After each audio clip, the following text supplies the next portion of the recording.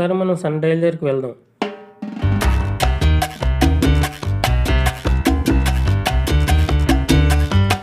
భక్తులు సన్ డైల్ని పరిశీలిస్తున్నారు. ఈ సన్ డైల్ని ఉపయోగించి మనం టైంతో పాటు డేట్ని కూడా తెలుసుకోవచ్చు. ఇది సూర్యకాంతి ఆధారంగా పనిచేస్తుంది.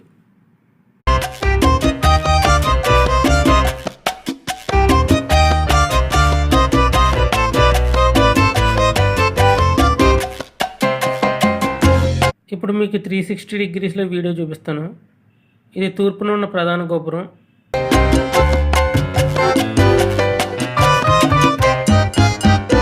ఇది నిత్య కళ్యాణ మండపం.